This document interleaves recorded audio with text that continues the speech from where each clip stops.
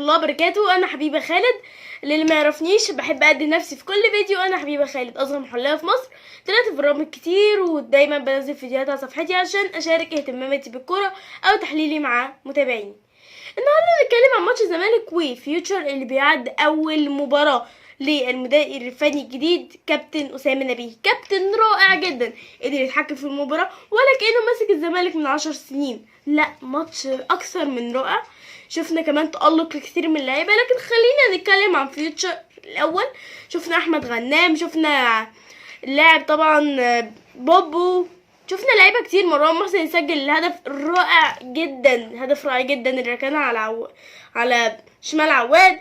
بعيد عن الهدف وكده وزعزع، الناس دي كلها كانت بتحاول تجيب هدف فعلا، لكن بسبب صلابة الدفاع الزملكاوي ما قدروا ان هم يمنعوا فيوتشر ان هم يجيبوا هدف ثاني.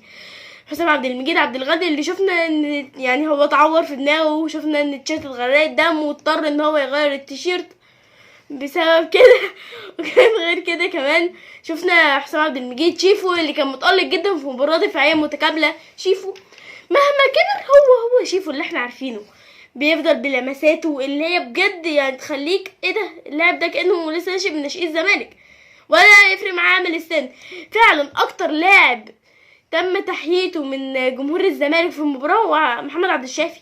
لاعب كبير جدا، عمل مباراة كبيرة جدا، وساعد نيمار برضو في الارتدادات الدفاعية، عمل اداء حلو جدا. فالناحية الدفاعية كان حلو قوي، لكن كان في حاجة غلط بس عند عواد. نقطة عواد كذا كرة في الشوط التاني لما بيروح يطلعها بالبوكس بيطلعها على حدود منطقة الجزاء، وده خطر جدا لان شفنا كرة من احمد غنام، شفناها كرباج حلوه جدا وعواد بيتألق ويصدها. لكن الفكره مش كده، الفكره انك ممكن اصلا الكرة دي مكانتش تحصل، انك خليت تحطها على جنب من الجنبين. وبعدين شفناها في كرة تانية حطها على جنب من الجنبين، ونتمنى دايما هو يبقى عارف هو بيشتتها فين.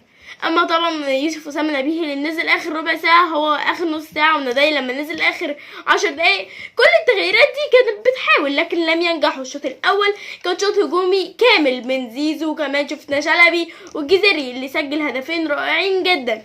كان شوط يعني تحس ان كده الكابتن اسامه نبيه قسم الماتش لشوط هجومي شوط دفاعي، فتره اولى وفتره تانية. الفتره الاولى هاجم بكل خطوطه، قدر يتفوق على النادي فيوتشر اللي هو نادي يتميز بالضغط الهجومي والزياده والكثافه الهجوميه، قدر يضغط عليهم ويسجل هدفين من الجزيري واللي كانوا هدفين رائعين جدا، بسبب من كل من ساعدوا في كذا هجمه من في الهجمتين هم زيزو وشلبي، وكمان محمد عبد الشافي ما ينفعش ننسى دوره، هو امام عاشور وسيد نيمار ودونجا اكيد وعمرو السيسي. كل اللعيبه دي شاركت في بناء هجمه الهدفين، طبعا ليهم كل شكر. الشوط التاني بدأت مباراة دفاعية جدا، شفنا ان زيزو بس هو الجزيري بيبقوا متقدمين في التلت الهجومي، اما باقي اللعيبة كانت منسحبة الى الوراء. وكمان شفنا حتة كده يعني لقطة تكتيكية رائعة جدا، ان لعيبة الزمالك ما بتروحش تضغط، يعني بيستنوا لعيبة فيوتشر لما يجوا عند التلت الهجومي بتاعهم، التلت الدفاعي عندهم، ويبداوا يضغطوا عليهم. ودي حاجة حلوة جدا ان هما ما بيشدوش الخطوط لقدام، لا هما ثابتين في مركزهم، ودي حاجه حلوه جدا من كابتن اسامه النبيه اللي قدر يثبتها في تفكير اللعيبه. وبس كده شفت كمان ان ده بالنسبه لبقى فترتين، لكن اكيد شفنا كمان ان عبد الله جمعه كان في القايمه لكن لم يشارك بعد غياب 5 ماتشات عن القايمه. وكمان عايزه اقول حاجه، دي اول فوز للزمالك بعد 5 ماتشات، يعني تخيل دي كانت اسوأ بدايه للزمالك في تاريخه في السنه الميلاديه ان هو يبدا بدايه زي دي. والنهارده بينهي السنة الغريبة او الشهر الغريب اللي مرينا بيه، شهر يناير، ويبدأ بيحاول يعني مش بيبدأ، هو مش 1/2 بالظبط، لكن يعني هو بيمهد لشهر 2 اللي مليان بالانتصارات. الصراحة الزمالك عمل ماتش حلو جدا الماتش ده، فانا شايفه ان كابتن اسامه نبيه هيعمل يعني حاجه حلوه مع الزمالك، لانه كابتن اسامه نبيه كابتن بيفهم كوره. الماتش جاي للزمالك ماتش مع الشباب بلوزداد الجزائري في دوري ابطال افريقيا باذن الله يوم الجمعه، والماتش اللي بعديه مع فاركو يوم الاثنين. بنتمنى التوفيق في الماتشين، وكمان نتمنى التوفيق لفاركو في ماتش الزمالك، ماتش شباب بلوزداد.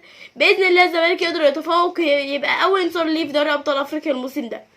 طبعا سؤال النهارده، احنا قلنا شفنا المراسل بتاع اون تايم سبورتس قبل المباراه بيقولك ان فتوح قبل بدايه المباراه قبل التسخين كمان رحل بين الاستاد بالعربيه الخاصه بتاعته. انا عندي سؤال، هو ليه احمد فتوح عمل حاجه زي دي بعد غياب اكتر من 5 ماتشات اللي كنا كلنا مستنيين عودته ان هو يبدا المباراه، لكن هو كده بيتم اللي هو بيخرج بره التشكيل بنفسه.